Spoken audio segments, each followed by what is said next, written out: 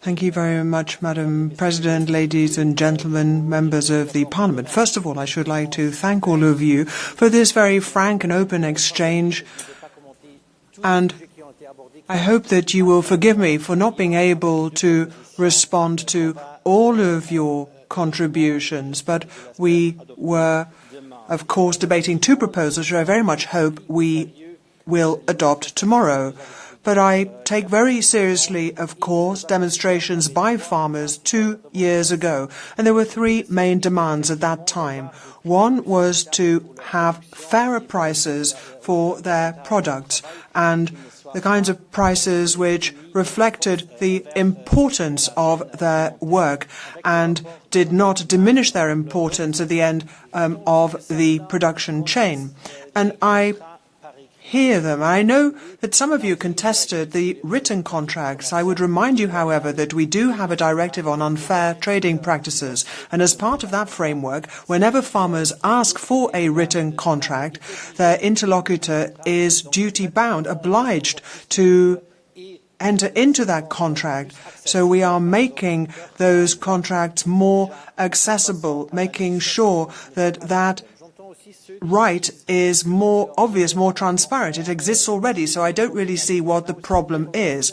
Then there is the issue of cooperatives. Now here, once again, we have a waiver for cooperatives because they have a status governed by rules which ultimately means that they are very similar when it comes to these contractual terms. And I firmly believe that we will thrash out solutions in the institutional negotiations and have a system which guarantees stable incomes for our farmers. So at the time of the demonstrations, the second main demand was cutting red tape and the administrative burden. And here I have listened very carefully indeed to what our farmers are telling us and indeed to what you have all said. And that is why on the table what we have is a number of measures to fix what we can in the current CAP.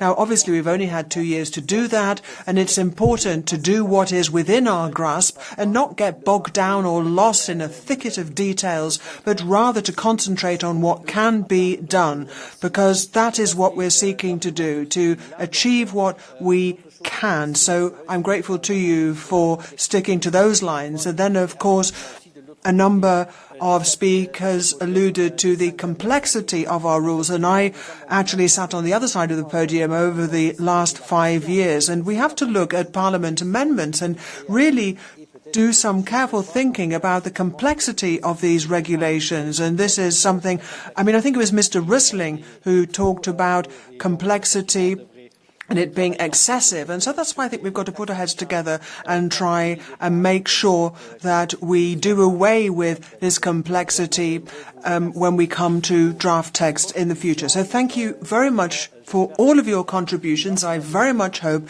that we will secure a broad majority to back both of the texts that I'm submitting to you tomorrow, and I'd like to thank both rapporteurs as well as all the shadows for all the hard work that they have done. Thank you, and the farmers as well will thank you too. Thank you very much indeed. That concludes the joint debate.